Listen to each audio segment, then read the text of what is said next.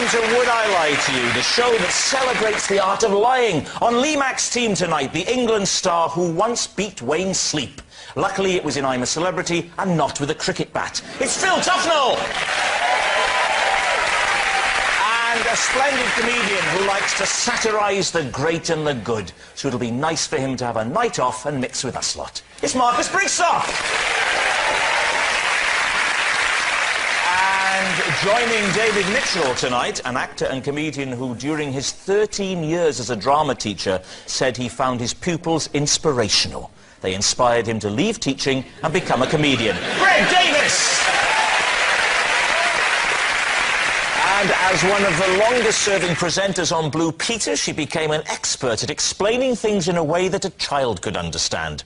Excellent training for sitting opposite Lee this evening. It's Connie Huck! Right, we start with round one, which is Home Truths, where our panellists each read out a statement from the card in front of them. To make things harder, they've never seen the card before, so they've no idea what they'll be faced with. It's up to the opposing team to sort the truth from the lies. And Greg, you are first. Am I? You are, yes. For my first term at university, I rented the bathroom in a student house and slept in the bathtub every night. Greg? Yes? Before we even start this, can you stand up? There'll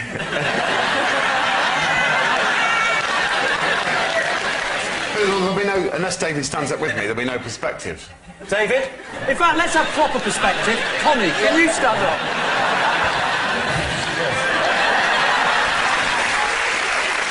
You know the question. Yeah. What's the answer? Well, I just hung off the end of the bath. As I hang off every single bed that I've ever slept in. No. You definitely don't hang off a bath. You hang off a bed. Because a bed go like that, and then you hang off. Yeah. You'd have to go up and cross and hang off. You're tall, but you're not a snake, Craig. The thing what actually drove me to change my circumstances was that I was bruising the side of my cheek regularly by waking up in the morning and clanging into one of the taps. Can I ask why on earth you would sleep with your head at the tap end? That is mad. Yes, well, you know, I was 18 years of age and I mainly lived off Thunderbird wine, so bad decisions were my forte at that period. So did you have a bed? No. In the house? Did you? Oh, so that was the reason you was in the bath. There was a. Well, why do you think he was in the bath? I chose to, Phil. Yeah. How many other people were there in the flat? 3. 3 people. What? 3 beds? Yeah. Why would you not sleep on the floor next to the bath? We had a giant 1970s sofa that had a peculiar corner unit, and I took both cushions from that corner unit and they fitted in the bath perfectly, and it was incredibly comfortable. So hang on, it wasn't a freestanding bath? A roll top? Yeah, was it a roll top freestanding bath? It wasn't a freestanding bath, but the end of the bath projected out into the room. Where was this, Greg? Which town were you? Was this Oxford or Cambridge? It was in Isleworth in West London. It was only because of a mix-up in housing agreements. We soon sorted it out after a term. I only had to do it for a term. What was the mix-up? I'd agreed to move in with these 3 guys and we got the wrong size house. Hang on, that's not a mix-up, that's just stupidity. There was 4 of you, you got a 3-bedroom house with a bit of a mix-up. The boys blamed me, which is why I got the bath. Why did they blame you? Because I was the one who booked the house. How did you get into university?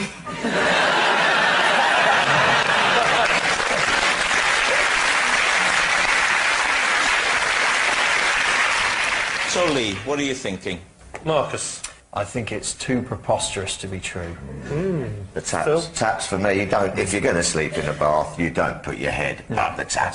I think it might be true, but I'm not going to Oh, well, you're the skip. You've got the armband, son. I might be the Do skip. you get armbands if you're a captain? Only if you can't swim. I'm telling you, I don't know if this is in the spirit of this game, this is true.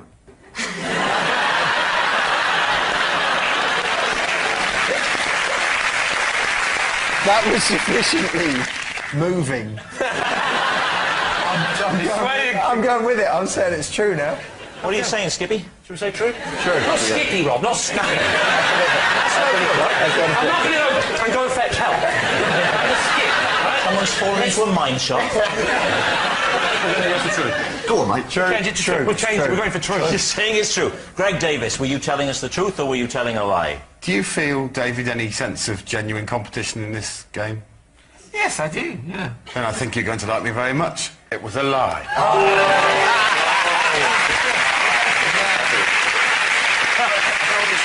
Yes, it was a lie. Greg didn't sleep in his bathtub every night for his first term at university. Right, Phil Tufnell, Yes. you're next. Right. OK. I'm haunted by a recurring dream in which I'm a potato.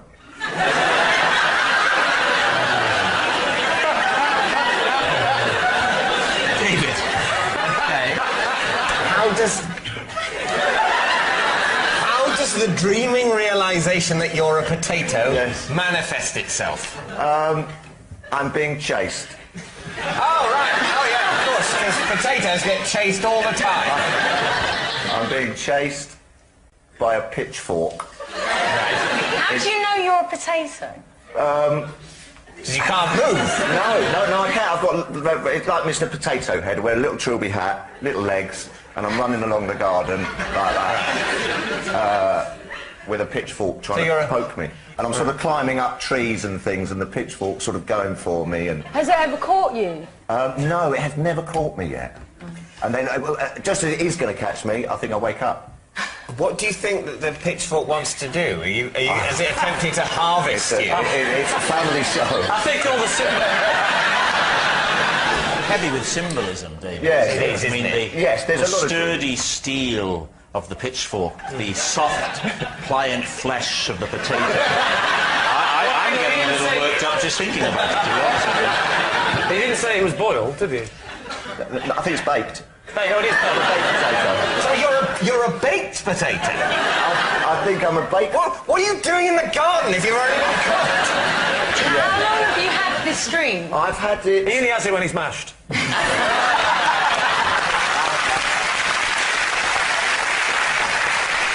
Yeah, I've had quite a bit, actually, you know. It's quite at the forefront of my dream. I'm just sitting here listening to you. You could be related to Len Goodman from Strictly Come Dancing. Could you just say for me, look at that, yeah. Your paso doble was lovely. I liked it. It was cool. You're a bit over there, but you tried hard. I'm going to give you 6. I'm doing Len Goodman from Strictly Come Dancing.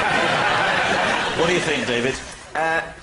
Well, it's possible, isn't it? What do you think? I'm not convinced. I think it's, without question, a lie, because when he was asked how the potato was moving, I actually saw Phil's brain working to think of Mr. Potato Head. Yeah. It is true that lots of people have dreams, don't they, where they're being sort of chased, don't they? That's quite a natural thing. Yes, generally they haven't become a root vegetable.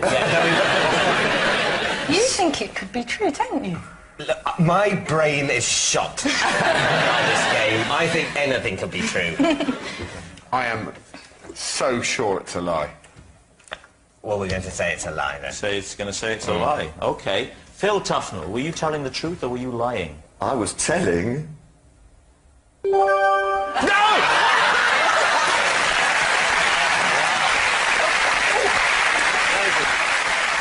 It's true. Phil is haunted by a recurring dream in which he is a potato. There's a technical term for Phil Tufnell turning into a potato. It's called evolution.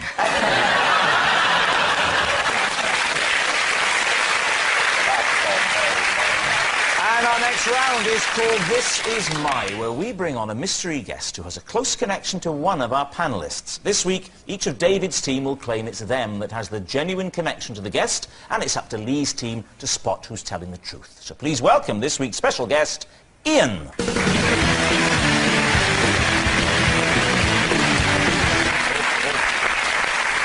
Connie. Sorry, even before we start, I can tell you now, lads, this man does not know David Mitchell.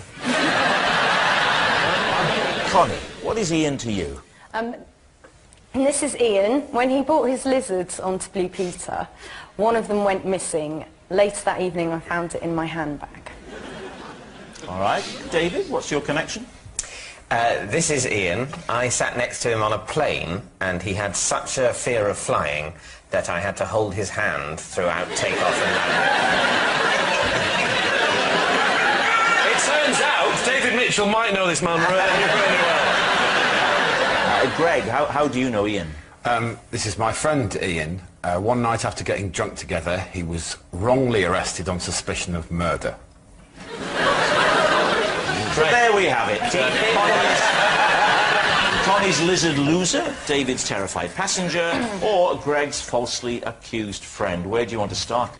So Ian here brought lizards to a flagship BBC children's programme and left going, well, you know, you don't always go home with the same number of lizards. The great thing with Blue Peter is if you lose an animal there, they'll make up a name for it.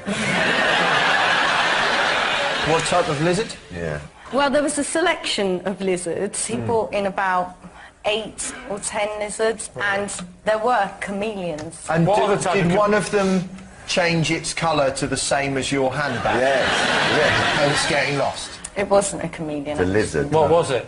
It was a lizard. What was your handbag made? The handbag was made of snake. No, it wasn't.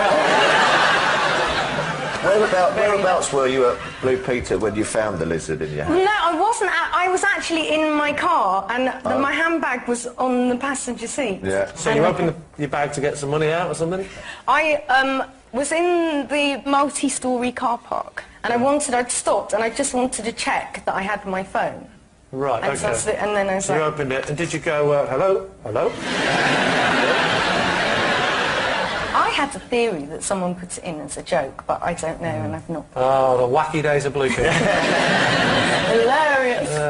I don't know if it's in the spirit of this game, but it really is true.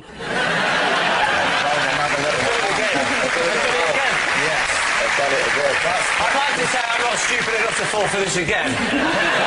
I am. OK, right. David. Yes. Just remind us again of your implausible story. Well, I was on a plane next to Ian, and his fear of flying was such that I had to hold his hand during takeoff and landing. And where were you going from and to? I was going from Gatwick to... That's an airport. Think of another one now. Corsica. Gatwick to Corsica. Yeah. And what did he say? Was there any, for want of a better word, foreplay, or did he go straight into It was on takeoff. Yeah. He just suddenly started. What? He started sort of making agitated noises. Please, can you do the demonstration? I think we all want to see the agitated noises. No. Go on. As I remember it, it was just sort of. Are you sure that wasn't the engine, David? Yes, Lee, I'm sure it wasn't the engine. So basically, he's standing agitated. Yeah. Has he grabbed your hand? Then he grabs my hand. There's no talking. There's not. Do you mind if he's just gone? Not at that point, no. You slag, David Mitchell. And what did you say? Do you mind? I'm a married woman. I mean, what did you do? I don't think I said anything. You know why he's grabbed your hand, do you? You know he's... Well, I assumed it was... I didn't think it was sexual attraction. Right. But it's very sweet of you to leap to that conclusion. Did either of you have fellow travellers with you? No. No, we were both just flying to Corsica. Yeah. To see what might happen. See who you meet on the plane, maybe. And this happened again when you came in for landing? After we became, sort of, when it levelled off, we became fully airborne. It sounds like a virus. He then said, he sort of apologised and said, I'm really sorry, I freak out sometimes on a plane. And I said, oh, you know, not to worry. I bet that calmed him down. I once stroked a girl's back while we were having a very difficult re-entry over... we were coming into Heathrow, and I didn't know her, and she was crying, and I just reached out and just stroked her back. There was a reason why she was crying, wasn't there? the madman behind was stroking her back. I wasn't behind her. I was like that. I was going, hey, it's okay. No, look, it's fine. This is just turbulence. This is nothing. This is nothing, honestly. This is normal, really. This bloody hell. Not really. And she was quietly sobbing. I mean, it was quite... I'm BAFTA nominated, I should point that out. So these things do happen. Yeah. They definitely happen. There's definitely people get nervous on flights. I think we have to deal with Greg's story. Go on, Greg. Let's have it. I got drunk with Ian, and later he was arrested wrongly on suspicion of murder. Thank God that bit's in. Yeah. So what happened? Well, I wasn't really part of it because we both passed out. It was a college ball, and we all drank vast amounts. Particularly Ian and I drank a ridiculous amount, and then both collapsed. The last thing I remember is Ian falling down and him obviously being horribly hurt. And I woke up on a carpet and ran upstairs. So night change from the bath? Not in the bath. I ran upstairs and he was sitting up in his bed, honestly looking, his face was like swollen like a pumpkin. And then he told me that night, when he'd been stumbling about drunk, he'd been arrested for murder because someone with a similar facial wound had murdered someone in the town. So what was similar... Oh, so the facial wound from falling... Yeah. And someone with a similar facial wound had murdered somebody else? Yeah. That's unlucky. Where was this? How did they know he wasn't the murderer? What was the defining point in the interview? He told me that they'd questioned him for hours, and eventually he said to the police, and I think this is a quote, "I'll be honest with you, lads, I could well have done it."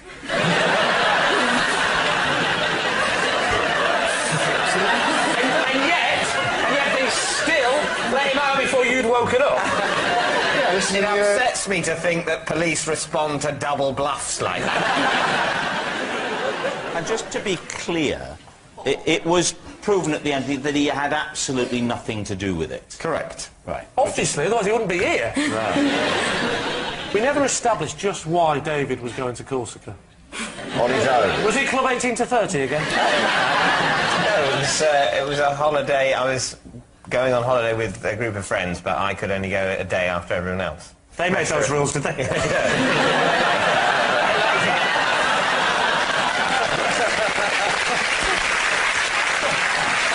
So, Lee's team. Is Ian Connie's reptile wrangler, David's frightened flyer, or Greg's suspicious friend? Which one are you going for? What do we think, Phil? I quite like Connie. Well, we all do. Well, there you go. Focus, Phil. Yeah. No, I can imagine a bit of blue PT. He looks like a chap who might sort of keep lizards. I don't know why. I'm slightly leaning towards Greg, only because I don't believe David. I'm inclined to think that Connie's story is true. Oh, go on then, Connie. If you suckered these two idiots into it, I'll go along with that. Ian, would you like to reveal to us your true identity? My name is Ian. Whilst at college with Greg Davies, we got very drunk one night and was wrongly arrested on suspicion of murder. When I went up in the morning, he was sitting upright in bed and his head was 3 times its natural size. And I went, "Oh my God, mate, are you all right?" And he looked at me like this and went, "We've gone too far this time." Thank you very much, Ian. Thank you.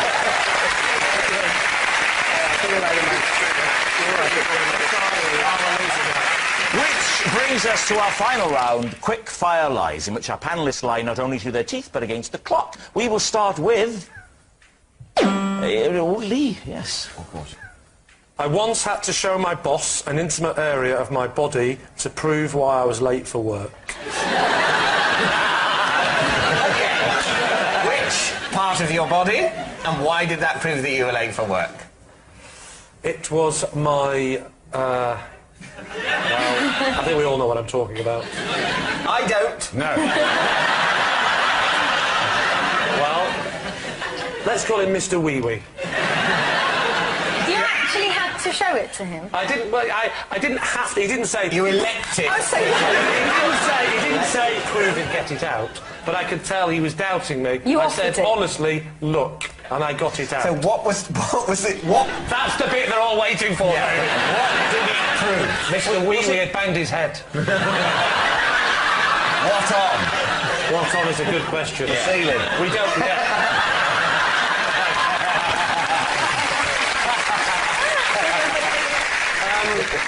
Yeah, basically, I was lying in bed, and I was naked, and I think there was a tiny little bit of glass in the bed, and it just wouldn't stop bleeding. So I had to get some tissue paper. I wrapped it round quite a lot, and I can't lie, it ended up looking like Mr. Bump. It was blue. It was. I just put lots of it on, and I just told him the truth. I said, sorry I'm late, there was an incident, told him the incident, he went, as if to say, you're not telling the truth. I said, do you want to see it? Whizzed it out, he went, oh, it's Mr. Bump. So every time someone raises their eyebrows at you, your instinct is to get your penis. Stop it, Greg, stop it! You know I can't help myself. Stop it! He made you show it. No, he didn't make me, he at never point made me do it. Right. All he did was give you the sign. The thing is... Stop it, Greg! You were in no position to deploy it. I was quite well covered. It was full of bandaged tissue paper. So it was easy to get it out and keep my dignity. In fact, I was quite proud of it. It was like this. I said, you want to have a look at it, mate? There it is. Clap your eyes around that little beauty. Mr. Bump's fainted. Get used to it. David, what do you think? Is he telling the truth? Let's have a decision. Connie. Well, I could weirdly believe it. Yes, I could believe it. I mean, it's a very extreme story to have made up. It's too much, so it must be true. Yeah. You're saying true? Yeah. Yeah, we're saying true. You're saying true. OK, Lee, truth or lie? It is, in fact, true.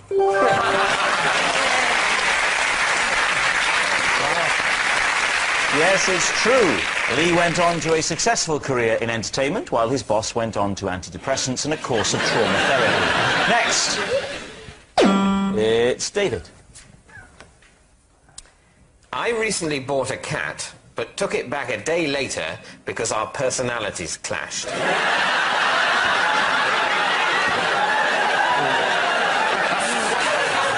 Once again, David is mixing up the word cat and wife. What was the matter with his personality? What were you clashing on? Well, the use of claws. He didn't like that, did he? Yeah. What was he scratching? Scratching, well, slightly me, but also furniture quite vigorously. Scratching your furniture? Yeah. There was a sort of corner of a sofa and a corner of a table. Okay. Corners. Always the corners. Yeah, always corners. Was he a kitten when you got him? No, sort of, I think sort of about 2. 2 years old. Yeah. Why did you buy a 2-year-old cat rather than a kitten? Well, it came from Battersea Cats and Dogs Home. Yeah. Which I thought you that's like the rehomed responsible place to source a pet. Yeah. Rather than, you know. Did you pay for the cat? No. Oh. No, it was a sort of, you know, you home it. You home it? You give it a home. Oh, I see. It was a homing I cat. thought you meant you threw it out the window like a pigeon. I rehomed the cat. Yeah. Did they come round and have a look at where he was going to stay? No. Didn't they? No. No, they did with mine. Yeah, well, that's your history, Phil. That's just you. What colour was it? What kind of style was it? Style? What sort of... Art Deco.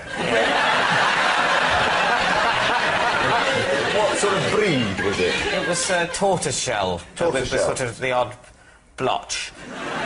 You took it back after 1 day. Yes. How long was it in your house before you went, oh, this is rubbish, this is going back? I was suspicious after as little as an hour. I was despondent after 6 hours.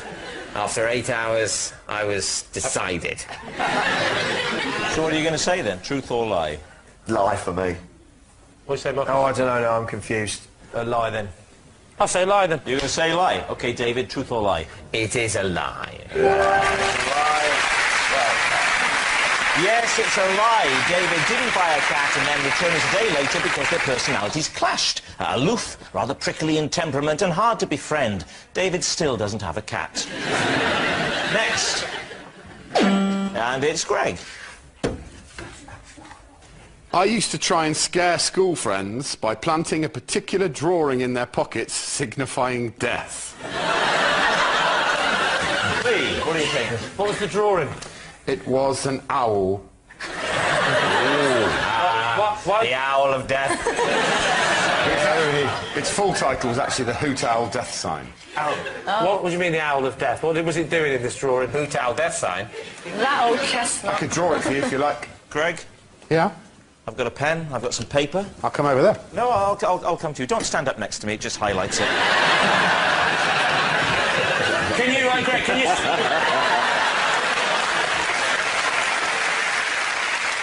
So please, draw the Owl of Death. So,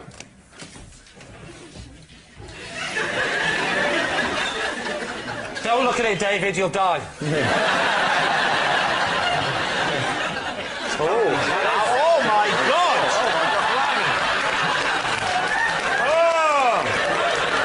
Oh, please put it away.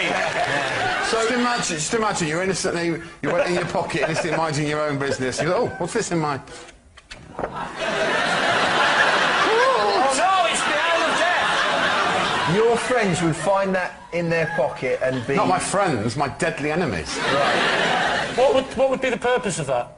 It was for people who had crossed my friend and I. Well, what kind of things would they have to do to cross you? There was an English teacher who we found a bit boring, so he slipped one in his pocket. That was the highlight of the whole campaign, actually, was that the English teacher once stood up in front of the class and was chatting away and went into his pocket and went, oh.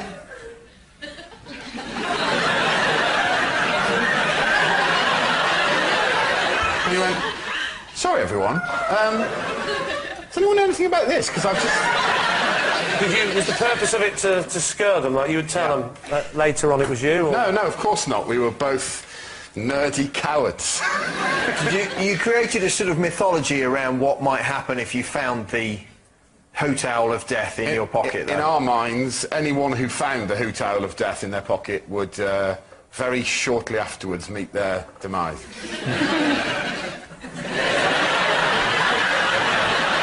Time to take a guess. What are you going to say? What do we think, true? Phil? Do you think that is possible? I think it's possible, but I think it's a lie. I think it's a lie. Okay, You say lie, you say lie. What about you, Lee? I say lie. Right, Greg. Yes. Truth or lie? Well, it would be pretty tragic if two boys had spent their youth doing that, wouldn't it? True. And it is indeed true. Yes, it's true. Greg did try and scare school friends by planting a particular drawing in their pockets, signifying death. Well, that noise signals time is up and it's the end of the show, and I can reveal that David's team are the victors by 7 points to 3. But of course, it's not just a team game. My individual liar of the week is Greg Davies. Yes, Greg Davies, whose stories were so tall, some of them almost came up to his shoulder. Good night.